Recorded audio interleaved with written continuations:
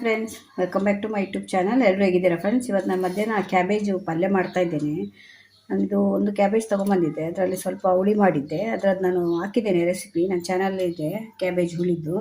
ಇವತ್ತು ನಾನು ಹೆಸರುಬೇಳೆ ಹಾಕಿ ಕ್ಯಾಬೇಜ್ ಪಲ್ಯ ಮಾಡ್ತಾ ಇದ್ದೀನಿ. ಇವಾಗ ಬೇಸಿಗೆ ಅಲ್ವಾ, ತುಂಬ ಸೆಕೆ ಇರುತ್ತೆ. ಹೆಸರುಬೇಳೆ ತುಂಬ ಒಳ್ಳೆಯದು, ತಂಪು ನಮ್ಮ ದೇಹಕ್ಕಿದು. ಆದ್ದರಿಂದ ಹೆಸರುಬೇಳೆ ಹಾಕಿ ಪಲ್ಯ ಮಾಡ್ತಾ ಇದ್ದೀನಿ. ಇದು ತುಂಬ ಚೆನ್ನಾಗಿರುತ್ತೆ, ಒಂದ್ಸಲ ಟ್ರೈ ಮಾಡಿ ನೋಡಿ. ಪಲ್ಯ ಹಾಗೆ ಕೂಡ ಮಾಡ್ಕೊಳ್ಬೋದು ಕ್ಯಾಬೇಜ್ದು. ಆದರೆ ಹೆಸರುಬೇಳೆ ಹಾಕಿ ಮಾಡೋದ್ರಿಂದ ಒಂದು ಟೇಸ್ಟ್ ತುಂಬ ಚೆನ್ನಾಗಿ ಬರುತ್ತೆ. ಅದರಿಂದ ಇವಾಗ ಹೆಸರುಬೇಳೆ ಹಾಕಿ ನಾನು ಪಲ್ಯ ಮಾಡ್ತಾ ಇದ್ದೇನೆ. ಇದಕ್ಕೊಂದು 3 ಹಸಿಮೆಣಸಿನ್ಕಾಯಿ ಬೇಕು, ಮತ್ತು ಒಗ್ಗರಣೆಗೆ ಸ್ವಲ್ಪ ಜೀರಿಗೆ ಸಾಸಿವೆ ಎಲ್ಲ ಬೇಕಾಗುತ್ತೆ ಒಗ್ಗರಣೆ ಹಾಕಲಿಕ್ಕೆ. ಮತ್ತು ಒಂದು ಸ್ವಲ್ಪ ಕೊತ್ತಂಬರಿ ಸೊಪ್ಪು ಇಟ್ಟಿದ್ದೇನೆ. ಬನ್ನಿ ಇವಾಗ ಹೇಗೆ ಮಾಡೋದು ಅಂತ ತೋರಿಸ್ತೇನೆ ನೋಡಿ. ಪಲ್ಯ ಮಾಡಲಿಕ್ಕೆ ಒಂದು 2 ಸ್ಪೂನಷ್ಟು ಎಣ್ಣೆ ಇಟ್ಟಿದ್ದೇನೆ. ಎಣ್ಣೆ ಬಿಸಿ ಆದಮೇಲೆ ಇವಾಗ ಅದಕ್ಕೊಂದು ಸ್ಪೂನು ಜೀರಿಗೆ ಸಾಸಿವೆ ಹಾಕ್ತಾ ಇದ್ದೇನೆ. ಮತ್ತೊಂದು ಅರ್ಧ ಸ್ಪೂನಷ್ಟು ಜೀರಿಗೆ, ಮತ್ತೊಂದು ಅರ್ಧ ಸ್ಪೂನಷ್ಟು ಉದ್ದಿನಬೇಳೆ, ಮತ್ತೊಂದು 2 ಕೆಂಪು ಮೆಣಸಿನ್ಕಾಯಿದು ಖಾರಕ್ಕೆ, ಮತ್ತು ಹಸಿಮೆಣಸಿನ್ಕಾಯಿ ಕೂಡ ಹಾಕ್ತಾ ಇದ್ದೇನೆ. ಮತ್ತೊಂದು ಸ್ವಲ್ಪ ಕರಿಬೇವು. ಇದೆಲ್ಲ ಒಗ್ಗರಣೆಗೆ ಒಂದು ಸಲ ಒಗ್ಗರಣೆ ಆಗಬೇಕು. ಈ ಕ್ಯಾಬೇಜ್ ನಿಮಗೆ ತುಂಬ ಒಳ್ಳೆಯದು, ಯಾಕೆಂದರೆ ಇದು ಕಾನ್ಸ್ಟಿಪೇಷನ್ ಪ್ರಾಬ್ಲಮ್ ಎಲ್ಲ ಇದ್ದರೆ ತುಂಬ ಯೂಸ್ ಮಾಡಬೇಕು. ಯಾಕೆಂದರೆ ನಾರಿನಂಶ ಜಾಸ್ತಿ ಇರುತ್ತೆ ಕ್ಯಾಬೇಜಲ್ಲಿ. ಅದ್ರ ಜೊತೆ ಹೆಸರುಬೇಳೆ ಕೂಡ ಹಾಕಿದರೆ ಟೇಸ್ಟ್ ಕೂಡ ಒಳ್ಳೆಯದಿರುತ್ತೆ, ಮತ್ತು ಆರೋಗ್ಯ ಕೂಡ ಒಳ್ಳೆಯದಿರುತ್ತೆ. ರುಚಿ ಅಷ್ಟೇ ಅಲ್ಲ, ಆರೋಗ್ಯ ಕೂಡ ಕೊಡುತ್ತೆ ಇದು.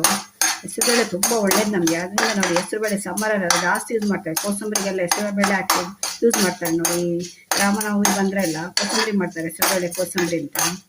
ಇದೊಂದು ಸಲ ಒಗ್ಗರಣೆ ಆಗಬೇಕು. ಇದೊಂದು ಸ್ವಲ್ಪ ಒಗ್ಗರಣೆ ಆದಮೇಲೆ ಹಸಿಮೆಣಸಿನ್ಕಾಯಿ ಇದೆಯಲ್ಲ, ಇದನ್ನು ಕೂಡ ಹಾಕ್ತೇನೆ. ಆಯ್ತು ಒಂದು ಸ್ವಲ್ಪ ನೋಡಿ.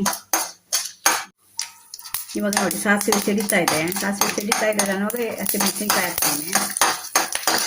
ಹಸಿಮೆಣಸಿನ್ಕಾಯಿ ಸ್ವಲ್ಪ ಬಾಡಬೇಕು. ಸ್ವಲ್ಪ ಬಾಡಿದ ಮೇಲೆ ಕ್ಯಾಬೇಜ್ ಕಟ್ ಮಾಡಿ ಇಟ್ಕೊಂಡಿದ್ದೇನಲ್ಲ, ಇದನ್ನು ಕೂಡ ಹಾಕ್ತೇನೆ.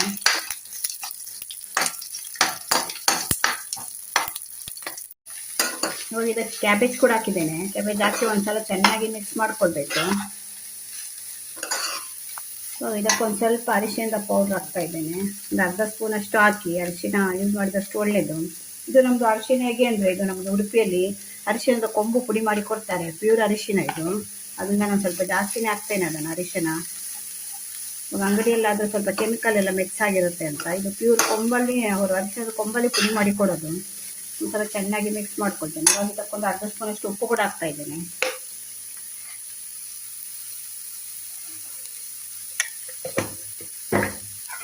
ಹಾಕಿದ ಮೇಲೆ ಚೆನ್ನಾಗಿ ಮಿಕ್ಸ್ ಮಾಡಿಕೊಡಿ.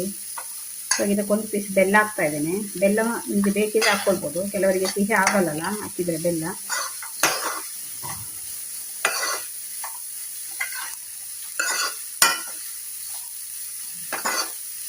ಚೆನ್ನಾಗಿ ಮಿಕ್ಸ್ ಮಾಡಿ ಇವಾಗ ಇದಕ್ಕೊಂದು ಸ್ವಲ್ಪ ನೀರು ಹಾಕಿ ಮುಚ್ಚಿಡ್ತೇನೆ. ಇದು ಅರ್ಧ ಬೆಂದಿದೆ ಅಂತ ಆಗುವಾಗ ನಾನು ಅದಕ್ಕೆ ಹೆಸರುಬೇಳೆ ಹಾಕ್ತೇನೆ. ಈಗಲೇ ಇದಕ್ಕೆ ಹೆಸರುಬೇಳೆ ಹಾಕಲ್ಲ, ಹೆಸರುಬೇಳೆ ಬೇಗ ಬೇಯುತ್ತಲ್ಲ ಆದ್ದರಿಂದ. ಮತ್ತು ಹೆಸರುಬೇಳೆ ನಿಮಗೆ ಹಾಫ್ ಬಾಯ್ಲ್ ಆದರೆ ಸಾಕು, ಫುಲ್ ಬೇಯಬೇಕು ಅಂತ ಕೂಡ ಇಲ್ಲ. ಇದಕ್ಕೆ ನೀರು ಹಾಕಿ ಒಂದು 10 ರಿಂದ 15 ನಿಮಿಷ ಮುಚ್ಚಿಟ್ರೆ ಬೇಯುತ್ತೆ ಅದು.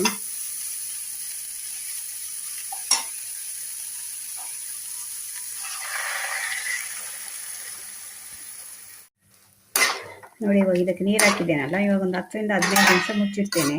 ಇದು ಬೇಯಬೇಕು.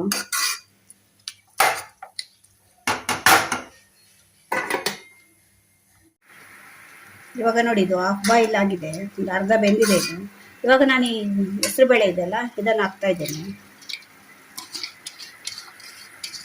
ಹೆಸರುಬೇಳೆ ತುಂಬ ಬೇಯಬೇಕು ಅಂತಿಲ್ಲ, ಬೇಗ ಬೇಯುತ್ತೆ ಅದು. ಮತ್ತು ಹಾಫ್ ಬಾಯ್ಲ್ ಆದರೆ ಸಾಕು ಹೆಸರುಬೇಳೆ. ತುಂಬ ಬೆಂದರೆ ಕೂಡ ಅದರದ್ದು ವಿಟಮಿನ್ಸ್ ಎಲ್ಲ ನಾಶ ಆಗುತ್ತೆ. ಅದರಿಂದ ಜೊತೆಯಲ್ಲಿ ಹಾಕಿ ಇವಾಗ ಒಂದ್ಸಲ ಮತ್ತೆ ಇವಾಗ ಒಂದು 10 ನಿಮಿಷ ಬೇಯಿಸ್ಕೊಳ್ಬೇಕು. ಈ ನೀರೆಲ್ಲ ನಮಗೆ ಇಂಗಬೇಕು. ಅದು ಈಗ ನೀರು ಹಾಕಿದ್ದೇವಲ್ಲ, ನೀರೆಲ್ಲ ಇಂಗಬೇಕು.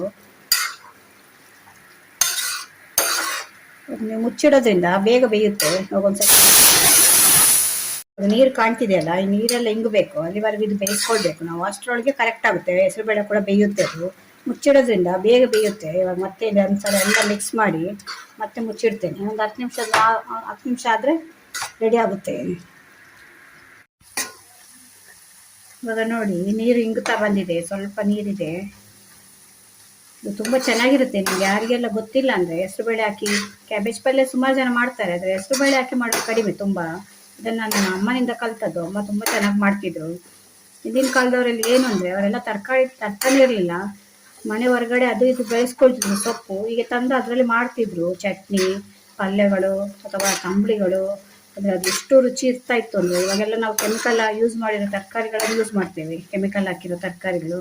ಆ ರುಚಿ ಈಗ ಬರಲ್ಲ, ಆಗಿನ ಕಾಲದ ರುಚಿ. ಇವಾಗ ಆಲ್ಮೋಸ್ಟ್ ಇದಾಗಿದೆ. ಇವಾಗ ಇದಕ್ಕೊಂದು ಸ್ವಲ್ಪ ಕೊತ್ತಂಬರಿ ಸೊಪ್ಪು ಹಾಕ್ತಾ ಇದ್ದೀನಿ. ಒಂದ್ಸಲ ಟ್ರೈ ಮಾಡಿ ನೋಡಿ, ಇದು ನಮ್ಮ ಆರೋಗ್ಯ ಕೂಡ ಒಳ್ಳೇದು. ಈ ಬೇಸಿಗೆಯಲ್ಲಿ ಆದಷ್ಟು ಈ ಹೆಸರುಬೇಳೆ ಯೂಸ್ ಮಾಡಬೇಕು, ಯಾಕೆ ತಂಪು ನಮ್ಮ ಶರೀರಕ್ಕಿದೆ.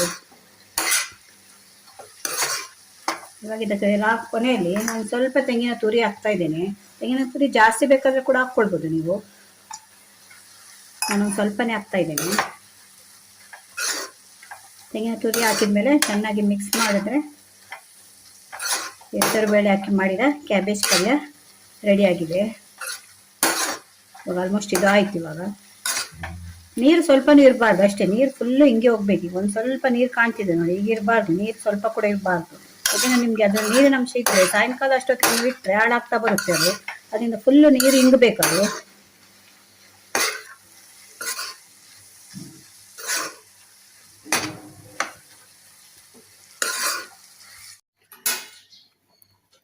ನೋಡಿ ಫ್ರೆಂಡ್ಸ್, ಹೆಸರುಬೇಳೆ ಹಾಕಿ ಮಾಡಿದ ಕ್ಯಾಬೇಜ್ ಪಲ್ಯ ರೆಡಿಯಾಗಿದೆ. ಎಷ್ಟು ಚೆಂದ ಕಾಣ್ತಿದೆ ನೋಡಿ, ರುಚಿ ಕೂಡ ಅಷ್ಟೇ ಚೆನ್ನಾಗಿರುತ್ತೆ. ಎಷ್ಟು ಘಮ ಬರ್ತಿದೆ ಅಂದರೆ ನಮ್ಮ ಆರೋಗ್ಯಕ್ಕೂ ಕೂಡ ತುಂಬ ಒಳ್ಳೆಯದು. ಈ ರೀತಿ ಎಲ್ಲ ಮಾಡಿ ತಿಂದರೆ ನಾವು ಆಸ್ಪತ್ರೆಗೆಲ್ಲ ಹೋಗೋ ಕೆಲಸ ಸ್ವಲ್ಪ ಕಡಿಮೆ ಆಗುತ್ತೆ ಅಂತ ಅಂದ್ಕೊಳ್ತೀನಿ. ಯಾಕೆಂದರೆ ಆರೋಗ್ಯ ಎಲ್ಲ ಜಾಸ್ತಿ ಮಾಡುತ್ತೆ ಈ ರೀತಿ ಫುಡ್ಡೆಲ್ಲ ನಮಗೆ.